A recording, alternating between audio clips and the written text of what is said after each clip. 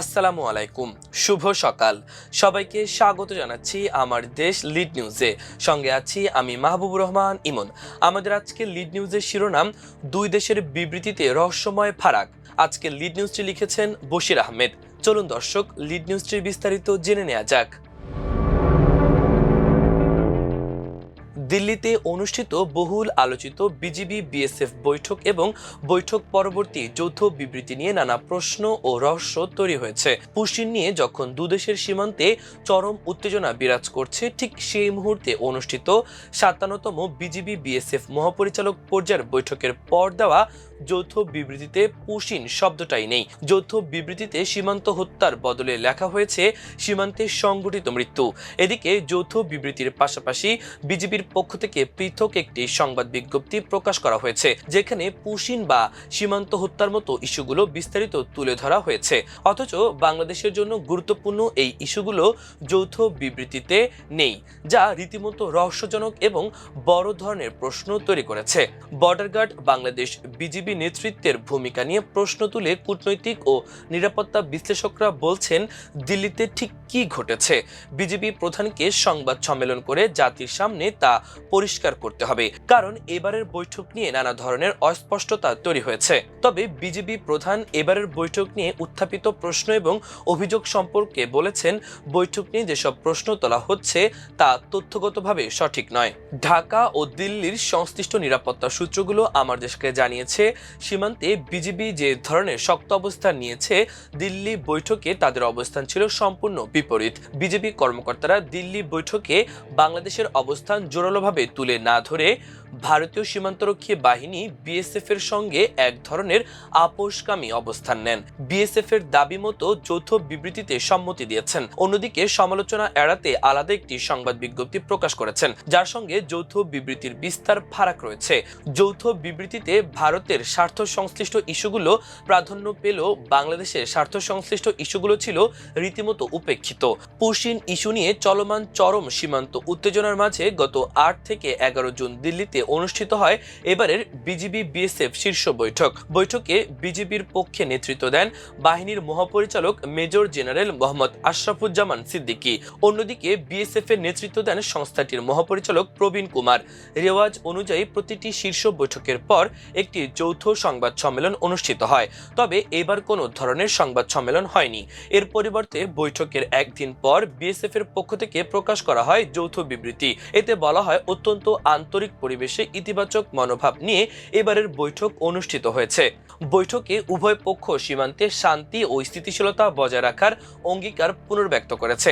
সীমান্তে সমন্বিত টহল জোরদার, নজরদারি বাড়ানো, আন্তঃসীমান্ত অপরাধী চক্রের বিরুদ্ধে যৌথ পদক্ষেপ জোরদার করতে সম্মত হয়েছে দুই দেশ। যৌথ বিবৃতিতে চোরাচালান সহ আন্তঃসীমান্ত অপরাধ প্রতিরোধের পাশাপাশি অবৈধ সীমান্ত পারাপার নিয়ে বিস্তারিত আলোচনা হয়েছে।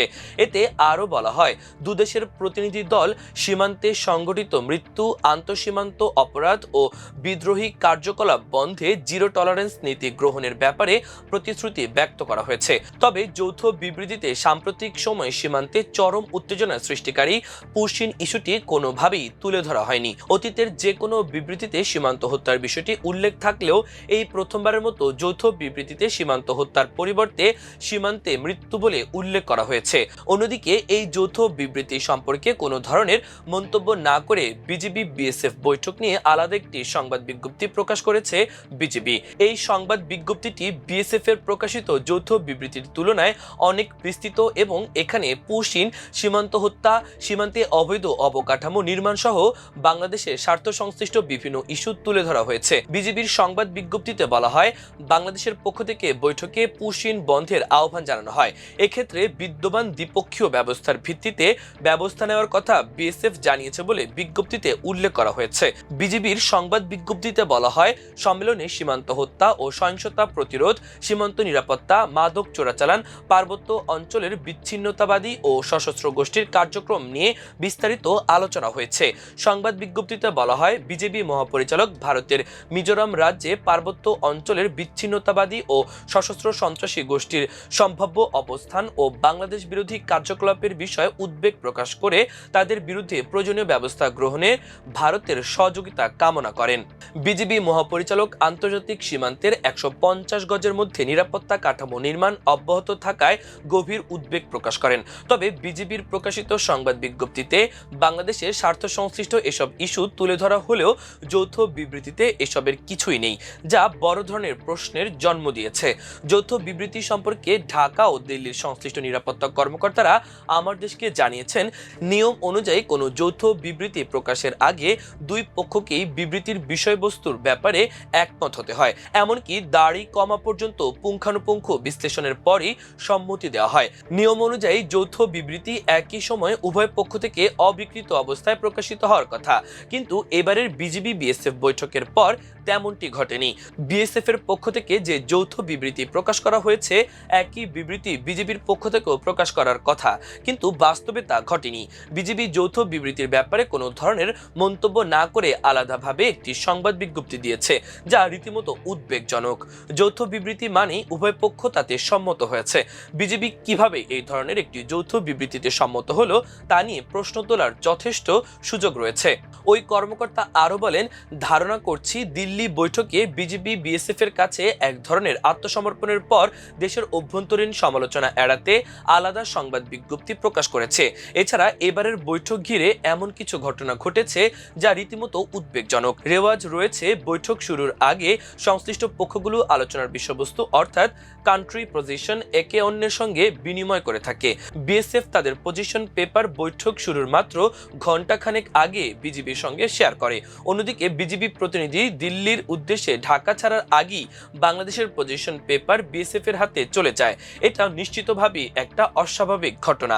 এদিকে দিল্লির একটি নিরাপত্তা ও একাধিক গণমাধ্যম সূত্র জানিয়েছে, এবারের বৈঠকের ফাঁকে বিজিবি প্রধান মেজর জেনারেল মোহাম্মদ আশরাফুজ্জামান সিদ্দিকী ভারতের স্বরাষ্ট্রমন্ত্রী অমিত শাহের সঙ্গে একান্তে বৈঠক করেছেন। বৈঠকের বিষয়টি রীতিমতো গোপন রাখা হয়। বিএসএফ এর প্রকাশিত যৌথ বিবৃতি অথবা বিজিবির প্রকাশিত সংবাদ বিজ্ঞপ্তি দুটোর কোথাও এই বৈঠক সম্পর্কে কিছুই বলা হয়নি। অমিত শাহের সঙ্গে বৈঠকের সময় বাংলাদেশের স্বরাষ্ট্রমন্ত্রীর পক্ষ থেকে একটি চিঠি হস্তান্তর করা হয়েছে বলে ওই সূত্রগুলো জানিয়েছে। বিজিবি বিএসএফ এর কার্যক্রম নিয়মিত পর্যবেক্ষণ করেন এমন এক নিরাপত্তা কর্মকর্তা এবারের বৈঠক নিয়ে উদ্ভূত পরিস্থিতি সম্পর্কে আমার দেশকে বলেন, এবারের বৈঠকে বিজিবির নীতি নির্ধারকের ভূমিকা রীতিমতো রহস্যজনক। অনেকেই প্রশ্ন করেন, বর্তমান বিজিবি প্রধান দ্বিমুখী নীতি গ্রহণ করেছেন। ভারতের প্রতি তার এক ধরনের দুর্বলতা রয়েছে, কারণ তিনি গুরুত্বপূর্ণ স্টাফ কলেজ এবং এনডিসি কোর্স ভারত থেকে সম্পূর্ণ করেছেন। একদিকে তিনি সীমান্তে বিজিবিকে কঠোর অবস্থানে রেখেছেন, অন্যদিকে বিএসএফ এর সঙ্গে বৈঠকে করেছেন আপোষ। বিশিষ্ট কূটনীতিক ও নিরাপত্তা বিশ্লেষক অধ্যাপক এম শহীদুজ্জামান এ ব্যাপারে আমার দেশকে বলেন, যৌথ বিবৃতিতে পুশি না থাকা অথবা সীমান্ত হত্যার পরবর্তীতে সীমান্তে মৃত্যুর কথা উল্লেখ করা একটি ভয়াবহ ব্যাপার। বিজিবি প্রধান যদি ওই যৌথ বিবৃতিতে সম্মত হয়ে থাকেন তাহলে তা দেশের স্বাধীনতা সার্বভৌমত্বের জন্য এক অশনি সংকেত। তিনি বলেন, বিজিবি বিএসএফ বৈঠকে ঠিক কি ঘটেছে বিজিবি মহাপরিচালকের উচিত সংবাদ সম্মেলন করে তা দেশবাসীকে জানানো। তার অবস্থান সরকারের অবস্থান কিনা তাও স্পষ্ট করা জরুরি। ভারতের বাংলাদেশ নীতির কড়া সমালোচনা করে ডক্টর শহীদুজ্জামান বলেন, ভারত সবসময় বাংলাদেশের বিরুদ্ধে তৎপর। সীমান্তে তারা যা করছে পৃথিবীর কোথাও তার নজির নেই। নতুন একজন হাই কমিশনার ঢাকায় এসেই যে ধরনের বক্তব্য দিয়েছেন তা কূটনৈতিক শিষ্টাচারের পরিপন্থী। দুই দেশের জনগণকে একত্র করার নামে তিনি মূলত আরএসএস এর অখণ্ড ভারতের স্বপ্নের কথাই বলেছেন। একদিকে বাংলাদেশের কিছু দালাল শ্রেণী ভারতের পক্ষে জোরে সোরে মাঠে নেমেছে। এমন পরিস্থিতিতে বিজিবি বিএসএফ বৈঠকের বিষয়টি অত্যন্ত গুরুত্বের সঙ্গে নিতে হবে। এদিকে বিজিবি বিএসএফ বৈঠক নিয়ে উত্থাপিত অভিযোগের বিষয়ে জানতে চাইলে বিজিবি মহাপরিচালক মেজর জেনারেল মোহাম্মদ আশরাফুজ্জামান সিদ্দিকী আমার দেশকে বলেন, আমি এই মুহূর্তে সীমান্ত পরিস্থিতি নিয়ে খুবই ব্যস্ত আছি। বৈঠক নিয়ে যেসব প্রশ্ন তোলা হয়েছে তা তথ্যগতভাবে সঠিক নয় বলে তিনি দাবি করেন। তিনি জানান, এ ব্যাপারে আমার সংশ্লিষ্ট কর্মকর্তা বিস্তারিত জানাবেন। পরে বিজিবির মিডিয়া উইং থেকে এক লিখিত জবাবে দাবি করা হয়, প্রতি বছরই বিজিবি বিএসএফ মহাপরিচালক পর্যায়ের সম্মেলন শেষে একটি জয়েন্ট রেকর্ড অফ ডিসকাশন তথা জেআরডি সাইন করা হয়, জেআরডিতে ক্লিং শব্দটি ব্যবহার করা হয়েছে। বিজিবি কখনোই ক্লিং শব্দটি থেকে সরে আসেনি। তবে যৌথ বিবৃতিতে কেন সীমান্ত হত্যার পরিবর্তে সীমান্তে মৃত্যু কথাটি লেখা হয়েছে তার কোনো জবাব দেয়নি বিজিবির মিডিয়া উইং। বিজিবির আলাদা সংবাদ বিজ্ঞপ্তি সম্পর্কে মিডিয়া উইং এর দাবি, প্রতিবারই সম্মেলন শেষে যৌথ প্রেস বিবৃতি ব্রিফিং এর মাধ্যমে সম্মেলন সম্পর্কিত তথ্য জানানো হয়। আয়োজক দেশ বা সংস্থা সেটি এবার প্রেস বিজ্ঞপ্তির মাধ্যমে জানিয়েছে। বিজিবিও সম্মেলন শেষ করে ফিরে এসে সংবাদ বিজ্ঞপ্তির মাধ্যমে সম্মেলনের বিস্তারিত জানিয়েছে। তবে যৌথ বিবৃতিতে বাংলাদেশের ইস্যুগুলো না থাকার কারণে ব্যাখ্যা করেনি মিডিয়া উইং এর লিখিত জবাবে ভারতের স্বরাষ্ট্রমন্ত্রীর সঙ্গে বৈঠকের বিষয়টি স্বীকার করে দাবি করা হয়, বিজিবি মহাপরিচালক ভারতের স্বরাষ্ট্রমন্ত্রী ও সচিবের সঙ্গে সাক্ষাৎ করে মৌখিকভাবে সীমান্ত হত্যা ও পুশিন সম্পর্কে উদ্বেগ জানিয়েছেন। কোনো চিঠি দেওয়া হয়নি। লিখিত জবাবে আরও দাবি করা হয়, বিএসএফ এর কাছে আত্মসমর্পণ করার বিষয়টি সম্পূর্ণ অবাস্তব। বিজিবির প্রতিনিধি দল এবারও দৃঢ়তার সঙ্গে সব বিষয় উত্থাপন করেছে। তবে প্রশ্ন উঠেছে, বিজিবি মহাপরিচালক সীমান্ত হত্যা ও পুশিন নিয়ে যদি অমিত শাহের কাছে উদ্বেগ জানিয়ে থাকেন, তাহলে তিনি তা গোপন রাখলেন কেন? বিষয়টি যদি সত্য হয় এবং এটি যদি প্রকাশ করা হতো, তাহলে বাংলাদেশের জন্য নিশ্চিতভাবে একটি বড় পদক্ষেপ হিসেবে বিবেচিত হতো। প্রিয় দর্শক, আমাদের আজকে লিড নিউজের আয়োজন এ পর্যন্তই। আগামীকাল আরেকটি লিড নিউজ নিয়ে আপনাদের সামনে হাজির হব।